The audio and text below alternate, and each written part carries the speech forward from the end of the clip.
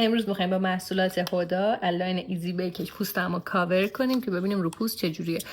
همونطور که میبینیم پوست من خیلی ایراد خاصی نداره، ولی خب منافذهای خیلی بزرگ روش داره و حالا جوش و اینا نداره دیگه. بریم ببینیم نتیجهش چجوریه. قبل اینکه بخوام پوستمو کاور کنم روتین پوستی که تو پست قبل آموزش دادم و کامل انجام دادم.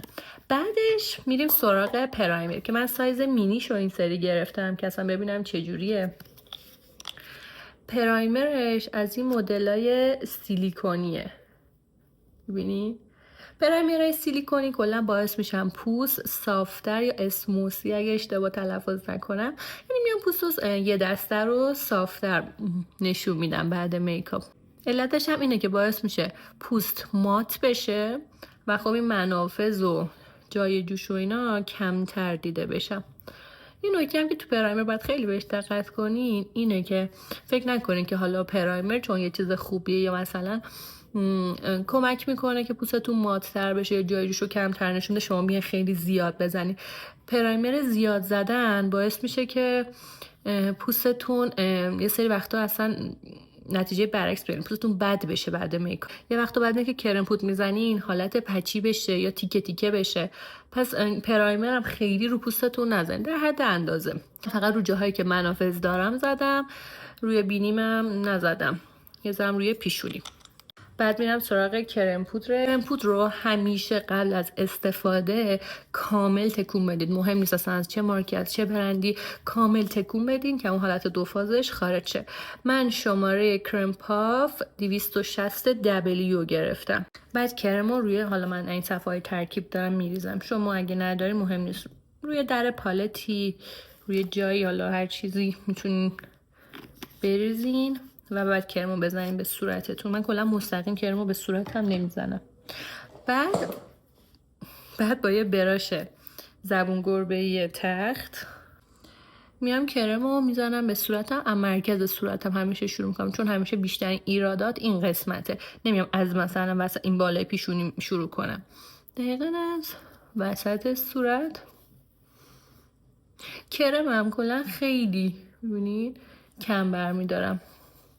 من زیرش از هیچ کرکتوری هم استفاده نکردم که بخوام کاور اینو کامل هم خودم ببینم هم به شماها نشون بدم.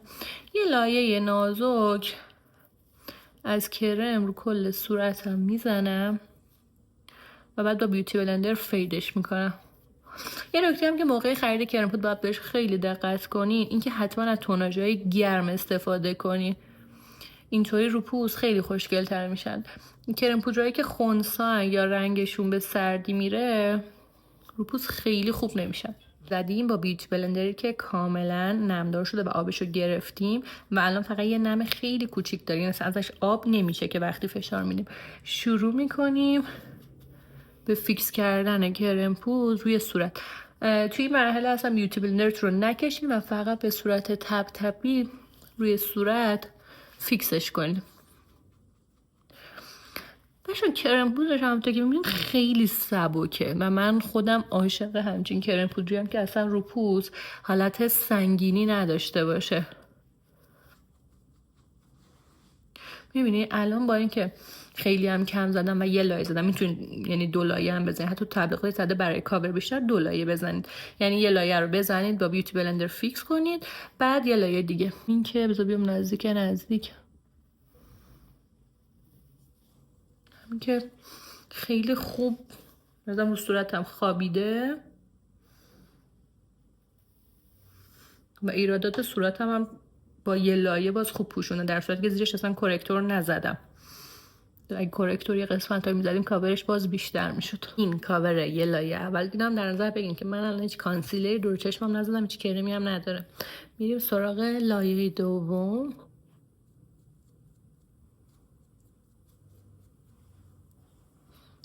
دقیقاً وسط صورت. این که کرم رو با براش بزنید و با بیوتی بلندر فیدش کنی باعث میشه بهتر رو پوستتون بخوابه و یه بافت نچرال تر و سبکتری هم داشته باشه. اضافهشو تو گردنتون هم میتونیم ببرین. دوباره با بیوتی بلندر فید. من کاور کرمش خیلی دوست داشتم. قبلا هم که مثلا تستش کردم، بعد گذشته چندین ساعتم رو پوست اصلا پس نمیده که بخواد حالت چرب بشه، حالت تیکه تیکه بشه، اصلا اون مدلی نمیشه. و خب من اینو خیلی دوست دارم. همیشه تو گردنتونم اضافه کرم پودری که روی بیوتی بلندر میمونه رو ببرین که کاملا پوستتون یه دست بشه. این رنگش هم بر پوست من اوکی. حالا این پوست روش هیچ کانتوری نیومده، هیچ کانسیلری نداره، هیچ روژگونه‌ای نداره، خودم کم تخت به نظر میاد. من بافتشو خیلی دوست دارم.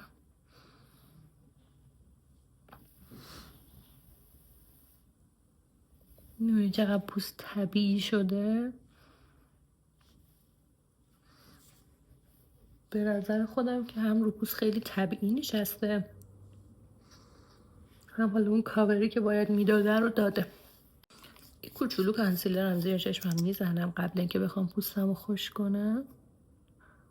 همیشه کانسیلر یه نقطه اینجا یه نقطه اونجا میزنم که وقتی فیچ این وسط کاور میشه. و اکثر چین و چروکا چون این وسطه، مثلا اینجا رو سعی میکنم کانسیلر نزنم، چون وقتی اگه تو قسمت چین و چروک کانسیلرتون بیشتر میشه باشه، باعث میشه که اون چین و چروکا بیشتر هم دیده بشه. کانسیلر منم فرن، اینم خیلی کانسیلر خوبیه، رنگ آلمونده. زیر کانسیلر حالا بهتره که از کورکتور رنگ نارنجی استفاده بکنین، ولی این کانسیلره چون یه رنگ نخودی داره، بعد تایمی زیر چشم توسیونا نمیشه. من که حالا زیر چشم منم خیلی تیره نیست و بعدش هم جای خاصی نمیخوام برم، فقط هم کورکتور رو کلا نزدم. کانسیلر هم همینطور، اگه دوست داشتین کاور بیشتر بده میتونین تو 2 مرحله بزنین. حالا دوباره یک کوچولو دیگه هم بزنم. من کانسیلر فرن هم حجمش خیلی خوبه، همین که پیگمنتش عالیه و همین که خیلی رو چشم سبک میمونه و اصلا که بخواد چرب بشه خیلی خشک باشه اصلا اونطور نیست. یکی از لحاظ بافتی شبیه به کانسیلرهای تو فیسته، ولی خب با قیمت خیلی اقتصادی تر و بهتر. من اگه آروم حرف میزنم یا خیلی هیجان ندارم چون سام خوابه و میخوام بیدار نشه. بعد میریم سراغ پودر بیکش که من اینم سایز مینی گرفتم، رنگ بنانا برد. یه ذره رنگش بچه این رنگ برای کسایی که پوست برنزه یا سبزه دارن خیلی مناسبه. البته ببین برای خود منم اوکی، میتونه که برای من تیره بود باشه، ولی برای کسایی که یه کوچولو سبز و اینا هم هستن یا برنزن رنگ خوبیه. قبل اینکه بخوایم پودر بزنیم باید این خط و خطای زیر ششمون رو با گوش پاک کنیم. اگه کانسیلر چیزی جمع شده پاک کنیم، با بیوتی بلندر فید کنیم و بعد پودر بزنیم. حالا برای من جمع نشد بود، بخاطر مستقیم رفتم سراغ پودر. این پوست رو خوش میکنه. یه بوی یاسی هم میده این پودر که من خودم بوی یاس خیلی خوشم نمیاد و حتی یه کوچولو متنفرم هستم که اینطور بریزین تو درش و بعد حالا با این پاف کوچولویی که داره، با این پاف انگشتش که تو انگشتم سخت میده، حالا خیلی خوب ست کن. این ذره چون کوچولوه با این ست کردن سخته، با براش راحتن. حالا من جاهایی که حساسه مثل زیر چشم و اینا چروک میفته رو اول با این قشنگ خوش میکنم، بعد میرم سراغ براشم. همچین براشی من همیشه استفاده میکنم که یکم بزرگه، باهاش کامل کل صورتم رو خوش میکنم. استفاده از پودرای حالا بیک یا پودر فیکس که تقریبا جفتش هم میشه گفت یکیه، هیچ فرقی با هم ندارن، کمک میکنه هم پوستتون خشک بشه و این خشکش هم باعث میشه که دیگه این آرایش موندگارتر باشه. وقتی کرم پود چرب گوشیده از هر چیزش بخوره هی میخواد بلند شه و پوست چربم تو عکس و فیلم‌ها دیدین چه جوری میفته، خیلی اویلی و پوست یه شکلی میفته. ولی وقتی که پوست رو با حالا این پودر رو خشک میکنی میبینی انگار یه فیلتری رو پوست افتاده، منافذ اینا هم خیلی کمتر نشون میده، جای جوش و اینا، و تو عکس و اینا هم خیلی پوست خوشگل‌تر میفته. کامل همه جای پوستتون رو خشک کنین باهاش، مرحله به مرحله. یه دفعه همون اولم یه عالمه پودر نزنین رو پوست که پوست قفل بشه و اینطوری یه وقت باعث میشه کرم پودرتون تیکه تیکه بشه. پس مرحله به مرحله، لایه لایه از پودرتون استفاده کنیم که کامل صورتتون خشک بشه. اینم از نتیجهش. بعدش هم میریم سراغ اسپری فیکس، ولی من اینو نمیخوام بزنم چون میخوام صورتم یکم کانتور کنم. این اسپری فیکس توش هم پودر داره برای پوستای چرب گویا خیلی عالیه، چون اون پودر باعث میشه با پوست یکم خشک‌تر بشه و چربی پوستو میگیره. حالا که پوستو خشک کردم میرم سراغ کانتور خشکم. کانتور خشکم حالا از هم براشای سرکج میتونین استفاده کنین یا از همچین براشای. این براشا راحت ترن، خیلی هم سایزش بزرگ نباشه. بعد از قسمت اینجای صورت که قسمت خارجیش شروع کنید، از وسط صورت اصلا شروع نکنید. رنگش هم کنترل کنید رو دستتون. ولی خب من چون میدونم این پالت خیلی پیگمنت نداره، این پالت رولوشنه ولی پالت خوبیه. از اینجا شروع کنی کم کم بیاین جلو.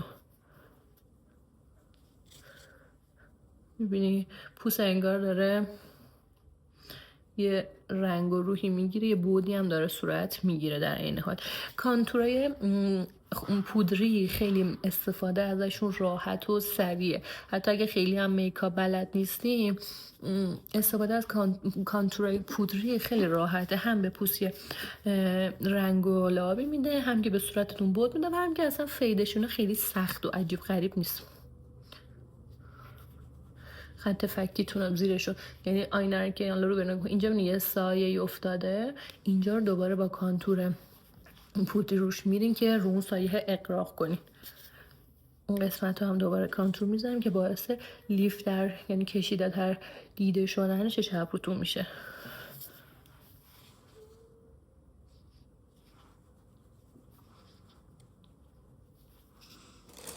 توی مرحله من بینیمم کانتور کنم. برای کانتور بینیم میشه از همچین براشای، میبینی اینطوری سرش کجه. من اینجای بینیم یکم پهن‌تر از پایینشه، پس اینجا رو خطا رو یکم تیره‌تر و بیشتر به هم نزدیک میکنم که باعث بشه بینی این قسمتش جمع‌تر دیده بشه. ولی آینه‌ام بگیرم دستم. بعد من این خط رو به این وصل نمی کنم چون باعث میشه بینی درازتر دیده بشه. این خط رو همینجا ول میکنم، میام زیر بینیم هم دوباره یک کوچولو کانتور میکنم و رو نوک بینیم انگار یه مربع کوچولو میکشم. این مربع هم باید خیلی جمع و جور باشه که نوک بینی رو جمع‌تر نشون بده. میبینی؟ بعد از رنگ روشنم میام بغل بینی میزنم، اینم باعث میشه بینی جمع‌تر دیده بشه. یک کوچولو رنگ روشنم روی این خط، یک کوچولو هم نوک بینی. حالا اینا رو همه رو با هم فید میکنیم که هیچ خط و مرزی دیده نشه. تو پالت های اقتصادی پالت رولوشن خیلی پالت خوبیه، یعنی هم قیمتش مناسبه. الان نمیدونم چند، ولی کلا برای اینکه اینجا چیز سر بشه، نازک‌تر دیده بشه، میشه دوباره این خطای تیره رو به هم نزدیک‌تر کرد. یک کوچولو از هایلایتر نوک بینی میزنم، باز میشه بینی جمع‌تر دیده بشه و این رو این تیغه خیلی کم.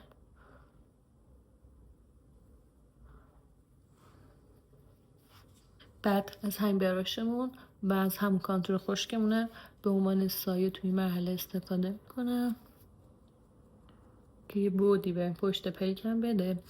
من پشت پلک خیلی بازی ندارم، میبینی همینطوری رو به نگاه کنم پشت پلکم خیلی باز نیست. بعد موقع سایزه دارم میام فقط این قسمت هم که حالت پف داره رو یه کوچولو تیره تر میکنم و میشه روی قسمتی که حالا پلک کوچیکه به اصطلاح، اینو میتونم هایلایتر بزنم، یه ذره رنگ روشن‌تر بزنم. این باعث میشه چشم انگار بزرگتر داره دیده میشه. اینجا رو روشن میکنم، اون جایی که پف داره رو یه کوچولو تیره تر. این چشم همین. سایه های کلا اکلیلی یا هایلایتر رو حتما با دست بزنین، این باعث میشه پیگمنتشون بیشتر بشه و بهتر هم پشت پلکتون بخوابه، یعنی بهتر به پشت پلکتون بچسبه، چون به خاطر شاینی که داره با براش انگار هی میزنی سر میخوره. اینم از این یه کوچولو. خب بعد میریم سراغ رژگونه. برای رژگونه بهتر از همچین براشای استفاده کنیم. ببینید نه خیلی کوچولو نه خیلی بزرگ سایزش. نه خیلی بزرگه نه خیلی کوچولو. رژگونه هم دقیقاً از همین بالای یه ذره بالاتر از جایی که کانتور پودری زدیم تپ تپی و به صورت دورانی فید میکنیم. اینکه تپ تپی بزنیم باعث میشه حالا سایه یا هر چیز پودریتون رژگونه است یا حالا سایت بهتر رو پوست بخوابه و پیگمنتش هم انگار یه جوری بیشتر میشه تا اینکه بکشین. تو جای خودش تپ تپ تپ اگر خواستین فید کنین دورانی و به سمت بالا و بیرون. اگه میخواین صورتتون گردتر باشه سیب گونه‌تون رو بیشتر رژگونه بزنین، ولی اگه میخواین کشیده تر باشه این قسمت بالای استخوان گونه‌تون رو بیشتر رنگی کنین. این باعث میشه صورت لیف بشه. من همیشه از اینجا شروع میکنم، مواد زیاد اول اینجا خالی میکنم رو صورت، بعد آروم آروم میام جلو و یه کوچولو گونه ها من رنگی میکنم. حالا ترندی که الان خیلی مدرنه که رژگونه تقریبا تا زیر چشم میره. این باعث میشه همینگار صورت یه فیلتری روش افتاده و اون خط و خطوطای زیر چشم بیشتر کاور میکنه و همین که حالا هم ترنده و منم خودم خیلی دوستش دارم. از همون براش یه کوچولو تو رژگونه میذارم پشت پلکم هم میذارم که رنگ سایم و حالا با رنگ کل صورت هم ست باشه. قسمت هم میزنم که به رنگی بگیره. ایشون هم بیدار شد. خوابی رو بیدار تو که خواب بودی. بعد میریم سراغ فرموژه. قبل ریمل زدن حتما از فرموژه استفاده کنید و فرموژه رو قشنگ از ته ته ته ته بزنید، یعنی قشنگ بن موژه دیگه، ولی جور نشه که پوستتون بیفته توش. میبینید الان فرقو هم موژه ها رو فرتر میکنه و این کار باعث میشه چشمتون درشتر و بازتر هم به نظر بیاد. قشنگ تحت جایی ممکن موجه ها رو بزن تو جاش که اوکی شد پرس پرس پرس پرس پرس تا جایی که کل موجهاتون فرشه. پرس. بعد میریم سراغ یه ریمل. این ریمل رو خیلی هم مثلا دوستامون دم استفاده میکنن. این خیلی ریمل خوبیه. من خودم این سری اولین بار دارم ازش استفاده میکنم و خیلی دوستش دارم و راضیم. موادش قشنگ جوریه که موجه ها رو دونه دونه بلند میکنه، خیلی به هم نمیچسبونه. من کلا از ریملایی که خیلی موجه رو به هم میچسبونن یا خیلی رو چش سنگینه اصلا خوشم. بیوتی بلندرم بچه‌ها، مارک فرن یا یه سری میگن فرن یه سری میگن فرین، نمیدونم تلفظ دقیق و اصلیش کدومه، حالا فرین مثلا. خیلی بیوتی بلندر خوبه. کلا فرین یا همون فرن هم براشاش خیلی خوبه، هم کانسیلراش، هم خط چشمش. البته خط چشمش من استفاده نکردم، هم بیوتی بلندراش. من حالا چون نمیخوام خیلی موجه هم ریمل داشته باشه مواد اضافهش رو ریمل بر میدارم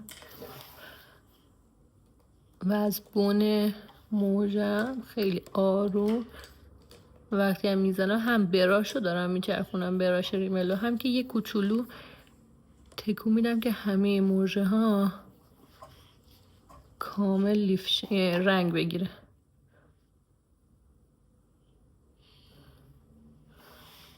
میبینید چقدر ریمل خوبیه. حالا من آینه دستم نیست ولی میبینید خیلی نچراله، خیلی دونه دونه خیلی موجه تار به تار میکنه. بایستم یکاش خراب کاری نکنی. منم جا شام کشنه تکون ندی. اگه موجهاتون خیلی صافه بعد از اینکه ریمل زدین و ریملتون کامل خوش شد دوباره از فرموژه میتونین استفاده کنین که موجهاتون رو لیف کنین. بعد یک کوچولو روژ میزنم. این روژه رنگ 311 نوته. روی سری لبا خیلی قشنگه، روی سری لبا خیلی سفید و یعنی کسایی که خیلی سبزن و به سری بوستا اصلا خوب نمیشه دیگه، ولی روی سری لبا خیلی خوشگل میشه و خودم دوستش دارم. حالا دستم خورده خرابش کردم. بعد از یه حالا لیپ گلاس فلورما رنگش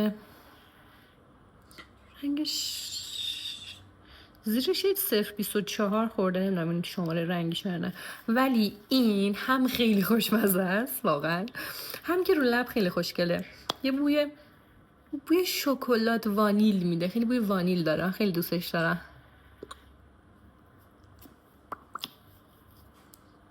توناژش هم یکم به نارنجی نمیره. بعدش میریم سراغ ابرو. اینو بگم یه نکته ای که قبل ژل ابرو زدن خیلی باید بهش دقت کنی. حالا چه کاسه‌ای میخواین ژل ابرو بزنین یا از این ریملی، یا من چون الان میکاپ دارم، یعنی قبلش میکاپ کردم، با یه براش و میسلار حتما ابروتون رو داخلش رو قشنگ پاک کنین که این کرما از توش بره. ببینی چون وقتی توی ابروتون کرم داره، ژل ابرو که میزنین خیلی حالت سفیدک و خمیر است، خیلی حالت بدی میگیره. مهمترین نکته اینه که حتما ابروتون تمیز باشه. بریم سراغ تست ژل ابروی جدید سونت که مدل ریملیشه. حالا از تاج ابرو شروع میکنیم به لیفت. باشه من توی ویدیو یوتیوب هم کامل یعنی یه پست گذاشتم که تو اون کامل توضیح دادم که چجوری ابرو رو بردارین، یعنی خودتون چجوری لیفت کنین با ژل ابرو و چجوری داخلش رو پر کنید. دنبال این بودم، اونو حتما ببینید. این تجربه خودمه تو این چند سال، چون من تا حالا ابروامو هیچکی بر نداشته، همیشه خودم برداشتم و هم تجربه های خودم هم چیزایی که از میکاپ یاد گرفتم و تو اون ویدیو کامل توضیح دادم.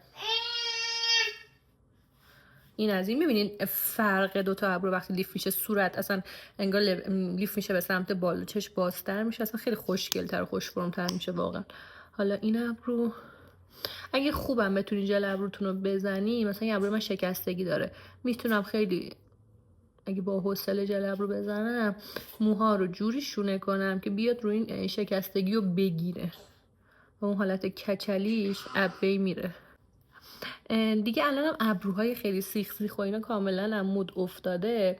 سعی کن ابرو لیف کنید ولی حالت سیخ سیخی نداشته باشه و اینکه مدلش هم تا جایی که میشه صاف باشه. از حالت هشتی و گرد ابرو سعی کنید خارج کنید. ابروی صاف هم قیافه رو کم سنتر نشون میده، هم خب خیلی الان ترنده و خوشگل تره. و از اونجایی که ابروها معمولا با هم قرینه نیستن، با ژل ابرو یکم سعی میکنیم که شبیه به همشون کنیم دیگه. حالا نه 100% تا جایی که بشه. این مدل خیسیش هم میبینین یه ذره که بگذره کم خشکه، یکم خودش رو ول میکنه، جوی اینطوری چسبیده به صورت نمیمونه. یکم که بگذره حالتش قشنگتر میشه رو صورت. من خب سعی کنم ابروم یکم صافتر در بیارم. میبینی شکستگی هم تا حد خوبی کاور شد. حالا میشه روشم دوباره با یه پماد ابرو پر کرد که دیگه اصلا هم دیده نشه. یکم طبق دستور اولی که روش نوشته با دست میکشیم روش. میبینی اصلا هی تایم که داره میگذره اون برقش داره کمتر میشه. اصلا بعد تایمی با اینکه لیفت هست ولی اون حالت چسبونکی اون اصلا دیگه نداره. یه سوالی که همیشه من میپرسن که ابروهامو من چه جوری پر میکنم یا چه جوری جاهای خالیشو درست میکنم. تو این ویدیو بگم بهتون. بعد از اینکه ژل ابرو زدیم و دوزن کم ژل ابرو خشک بشه، میایم از یه حالا براش، حالا که دو سره یا حالا تک تک فرق نمیکنه، که یه سرش اینطوری کجه، یه سرش براشش اینطوری کج نازکه، حالا یه سرش هم که این شکلیه. ابرو که کاملا خشک شد، من از پماد ابروی آناستازیا رنگ مدیوم براونش استفاده میکنم. این رنگ به اکثر ابروها خوب میشه، یعنی به چجوری بگم، شاید به 70-80% آدما این رنگ میخوره، مگر اینکه حالا خیلی بلوند باشن یا ابرو خیلی روشن باشه حالا این بهش تیره بشه، ولی به اکثر آدما میخوره. حجمش هم خیلی زیاده، یعنی بگیرین سالیان سال براتون میمونه. و این مدل یعنی کلا این پماد ابرو اویلی ان، یعنی حلالشون اویله و اگه خشک بشن به استفاده میخواین باز کنین، برای استفاده سریع ما درشو ببندین، چون درش باز باشه خشک میشه. حلالشون هم اویله، یعنی اگه احساس کنین یه حالت خشکی و اینا گرفت، بعد از این قطره‌های اسپری استیشن اویل یا حالا اویلای مخصوص توش بریزین که این دوباره رقیق شه. اصلا نباید بهش آب بخوره. برمی‌دارین رو دستتون چک میکنین که خیلی مواد زیادی هم رو براش نباشه و از ته ابرو شروع میکنم کوچولو کوچولو به پر کردن جاهای خالی. چرا از ته ابرو؟ چون اگه از سر ابرو شروع کنین مواد زیاد هم اینجا بذارین قیافه خیلی خشن و بد میشه. به خاطر از ته ابرو شروع میکنین که اینطوری خیلی طبیعی تره و فقط هم جاهایی که مو داره رو بکشین. کوچولو کوچولو پر کنین، آروم آروم بیاین جلو. و حالا مواد که تقریبا تموم شد رو براش، اضافهش اگه لازم بود یه کوچولو مثلا رو تاج ابروتون بکشین، چون هرچی تاج ابرو مواد کمتری داشته باشه ابروتون خیلی نچرال تر و خوشگل تره. تو ویدیو یوتیوب هم بهتون گفتم دوم ابرو برای اینکه بخوایم اندازه بگیریم جای درستش ببینیم کجاست، یه براشو اینطوری ماماس میذاریم بغل بینیمون، هر جا که قد شد دوم ابرو باید اونجا باشه. برای من تقریبا جای درستیه. ولی اگه دوم ابروتون کوتاه‌تر بود میتونین موقع کشیدن یه کوچولو بلندترش کنین که به اون خط برسه. ببینید ابرو چقدر هم نچراله همچنان و هم که خب جای خالیش پر شده. بعد با این برای براشش یه دونه براش میکشین تو ابروتون که دوباره اینا کاملا تو هم فید بشه، هیچ خط و خطوطی نمونه. حالا این یکی ابرو که مال شکستگی هم توش دارم، دوباره از ته ابرو شروع میکنیم، خیلی کوچولو کوچولو مواد رو میذاریم. بچه براشون هم پرتابی نمیخواد حالا تار به تار بکشین. اگه تو موهاتون بکشین همینطور باعث میشه ابروتون انگار مثلا پرتر به نظر میاد، هم ضخیم‌تر. و خیلی این مدل ابرو کشیدن هم طبیعیه. ببینید الان چقدر ابروم هم خیلی خوشگل‌تر شد، همین که خیلی نچراله، یعنی اصلا معلوم نیست. تو طراحی ابرو هم تا جایی که میشه سعی کنه ابرو رو ببریم به سمت صاف و از حالت هشتی و گرد تا جایی که مثلا میشه دیگه، چون بالاخره هر ابروی یه فرم و مدلی داره، نمیشه حالا هم یه مدل در بود. ولی با توجه به فرم ابروتون تا جایی که میشه سعی کنید به سمت صاف طراحیش کنید. اصلا تاج ابروتون رو خیلی نکشین اگه لازم نیست. برای من معمولا لازم نیست، فقط مثلا یه کوچولو موادی که رو براش خیلی کمونده رو میذارم که هارمونیش درست دارد. وگرنه اینکه اصلا میخوام تاج ابرومو تیره کنم اصلا این کار نمیکنم. و تمام.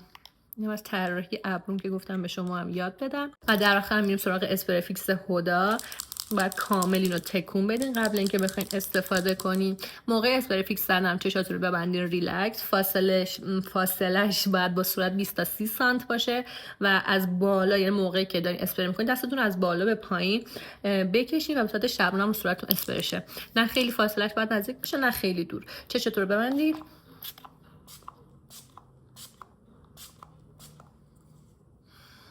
و بعد حالا یا وای میستین خشک بشه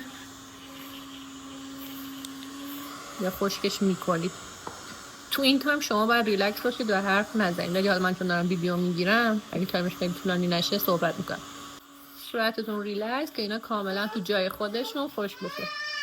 سام الان اینو دیده میخواد. وای اشکم اومد به خاطر بادش. اینم از نتیجه نهایی. دوباره بیام جلو تاکی پوستمو ببینید. بچه‌ها من هدا این کرم پودر ایزی بولرش رو من خیلی دوست دارم. به پوست منم خیلی خوب میفته و یه فینیش میبینین مات خیلی سبک و خیلی سبکی داره. من عاشق این سبک بودنشم. در این حال که کاور رو داده اصلا رو پوست سنگین و اویلی و چرب به هیچ عنوان نیست. من خیلی دوستش داشتم. گفتم همین که صورتم بشورم فینیشش هم بعد چند ساعت نشون بدم رو پوست چه شکلیه. من با این پوست تقریبا یه ظهر خوابیدم، یعنی اصلا رعایت نکردم، دست به همین صورتم زمین یه جایش اصلا پاک شده. ولی در کل همچنان خیلی رو پوست که اصلا نماسیده، تو خطای خندم اصلا جمع نشد. حالا جایی که پاک شده چون دست به صورتم یه سری جاهاش یه خیلی کوچولو پچی مثلا شده که اون که شاید یه کوچولو پوز می‌زدم درست می‌شده، ولی در کل بعد گذشته چند ساعت خیلی فینیش خوبی داره. توی پست بعدی هم میخوایم با هم این روژای شارلوت رو تست کنیم و ببینیم که پیگمنت و رنگشون چجوری. اگه این پست رو دوست داشتین لطفا سابسکرایب کنید، لایک و کامنت یادتون نره. امیدوارم بتونم به زودی خیلی پستای بیشتری و مفیدتری تو حوزه میکاپ و آشپزی براتون بذارم.